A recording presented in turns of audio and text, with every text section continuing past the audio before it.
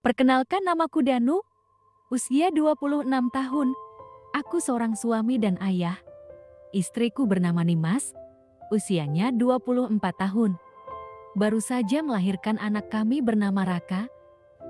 Kehidupan kami sekarang menjadi lengkap setelah kehadiran anak pertama kami, Raka. Tapi di balik ini semua, ada hal yang seharusnya tidak terjadi, tapi semua tanpa aku sadari ataupun rencanakan. Semua terjadi saat istriku akan melahirkan. Istriku adalah anak yatim, ibunya telah lama meninggal. Sedangkan aku, ibuku sedang sakit. Kami bingung atas kondisi ini. Siapa yang akan mendampingi istriku nanti? Namanya kita baru pertama akan punya anak. Kami belum punya pengalaman untuk itu, apalagi kesibukanku bekerja. Aku kasihan jika istriku tak ada yang menemani. Setelah berembuk bersama, akhirnya kita memutuskan akan menyewa jasa pengasuh anak. Tapi, tiba-tiba istriku mendapatkan telepon dari Mbak Siska, kakak kandung istriku. Di sela perbincangan dari telepon, istriku bercerita akan mencari pengasuh bayi, sekaligus untuk mengurusi dia saat pasca melahirkan. Dia minta rekomendasi dari kakaknya. Namun, Mbak Siska melarangnya untuk mencari pengasuh, takutnya dapat yang kurang baik. Dia menawarkan diri untuk membantu mengurus. Mendengar itu istriku sangat senang.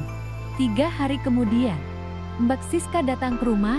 Saat itu aku sedang libur. Kami membahas semua tentang segala persiapan. Mbak Siska adalah kakak kandung istriku, usianya 40 tahun. Suaminya kerja merantau di Kalimantan sebagai penambang emas di sana. Namanya Heri, usianya 41 tahun. Dia mempunyai anak usia 14 tahun, tapi anaknya sekolah di pondok pesantren. Singkat cerita, tibalah hari kelahiran anak kami. Anak kami lahir dengan selamat, dan istriku pun selamat. Dengan proses persalinan normal, semua berjalan lancar karena Mbak Siska cukup berpengalaman dalam menghadapi situasi ini. Hari demi hari berjalan, aku semakin semangat bekerja. Karena baru punya anak, aku sering pulang cepat, tidak mengambil overtime. Selama istriku masa pemulihan, semua tugas di rumah diambil alih Mbak Siska. Sesekali aku juga ikut membantunya, walaupun sebatas berasin rumah. Karena kondisi kita yang saling bantu mengurus rumah dan merawat bayi. Aku dan Mbak Siska yang dulunya jarang ngomong, sekarang jadi sering berinteraksi. Dia sangat rajin dalam mengurusi rumah, sangat berbeda dengan istriku. Aku mulai mengaguminya, sosok wanita cantik yang pintar mengurus rumah. Aku sering memperhatikannya saat dia sedang memasak atau melakukan kegiatan yang lain, seperti dia tahu akan hal itu, akan tetapi dia pura-pura tak menghiraukan itu. Sampai di suatu saat, aku pulang kerja malam, karena ada pekerjaan yang aku harus selesaikan hari itu juga. Aku pulang sekitar jam 9 malam. Saat aku sampai rumah dan memarkirkan mobilku, aku melihat Mbak Siska di taman depan rumah. Dia nampak gelisah, sembari memegang handphonenya. Saat aku ingin masuk rumah, aku menegurnya. "Mbak, sedang apa kok belum tidur?" ucapku.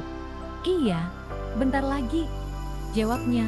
Aku pun masuk rumah dan mandi. Setelah mandi, aku masuk ke kamar melihat anak dan istriku. Keduanya nampak terlelap tidur. Aku kembali keluar rumah, mau ambil barang di dalam mobil. Saat aku keluar, aku melihat Mbak Siska masih di taman. Dia duduk dan nampak gelisah. Aku pun menghampirinya. "Mbak," panggilku. "Iya, kenapa?" ucapnya kaget atas kedatanganku. "Kok tumben belum tidur?" tanyaku. "Ia belum bisa tidur," jawabnya seperti tidak fokus, seperti ada yang sedang mengganggu pikirannya. "Apa ada masalah?" tanyaku. Dia nampak diam sambil menundukkan kepalanya. "Cerita aja, Mbak. Siapa tahu aku bisa bantu," ungkapku. Kami duduk berdua di kursi taman depan rumah. "Sebenarnya aku lagi ada masalah," ucapnya lirih. "Mbak kenapa?" Tanyaku. Tadi siang aku dapat telepon dari sekolah anakku. Katanya ada kegiatan, aku harus bayar 1,5 juta besok, ungkapnya. Terus, tanyaku pelan. Barusan aku menelpon Mas Heri untuk minta ditransfer, tapi kata Mas Heri dia belum punya uang. Dia juga bilang kepulangannya diundur karena hasil dari kerjanya belum memenuhi target, ungkap Mbak Siska. Udah nggak usah dipikirin, ungkapku sembari membuka handphoneku. Aku pun mentransfer uang 2 juta ke rekeningnya. Coba buka rekening Mbak, ucapku. Dia pun membuka rekeningnya di handphone. Kok kamu transfer? Aku jadi nggak anak begini, ungkapnya. Gak apa-apa, kayak sama siapa aja, ucapku sambil tersenyum. Ini kebanyakan, ucap Mbak Siska. Udah gak apa-apa sisanya buat Mbak Siska aja, ucapku. Terima kasih ya, nanti aku ganti kalau Mas Heri transfer, ucapnya. Gak usah Mbak, itu buat Mbak Siska dari aku, ucapku. Makasih ya, ungkapnya. Iya Mbak dah gak usah dipikirin lagi, ucapku sembari berdiri. Danu, Mbak boleh minta tolong, ungkapnya. Aku pun kembali duduk. Minta tolong apa Mbak? Tanyaku. Kalau ada kerjaan, ajak Mas Heri kerja di sini, ungkapnya. Lo emang kenapa dengan kerjaan Mas Heri? Tanyaku. Aku sebenarnya pengen Mas Heri itu kerja di sini saja, biar bisa kumpul setiap hari, ungkapnya sendu. Melihat Mbak Siska yang seperti itu, aku merasa tidak fokus. Wajahnya yang sendu membuatnya kelihatan makin cantik. Aku pun mulai mencoba bertanya lebih santai. Mbak kangen ya sama Mas Heri? Tanyaku. Iya sudah 4 bulan Mas Heri belum pulang, ungkapnya. Aku pun tersenyum, mulai memberanikan diri menanyakan lebih dalam. Iya Mbak, nanti kalau ada aku kabarin. Mbak, aku boleh tanya sesuatu gak? Ungkapku. Tanya apa? Ucapnya. Mbak, bagaimana cara menahan rasa yang itu sekian lamanya? Maaf aku tanya karena aku saja yang baru 2 minggu sudah pusing. Tanyaku dengan suara pelan. Dia pun tersenyum tipis yang membuatnya makin cantik.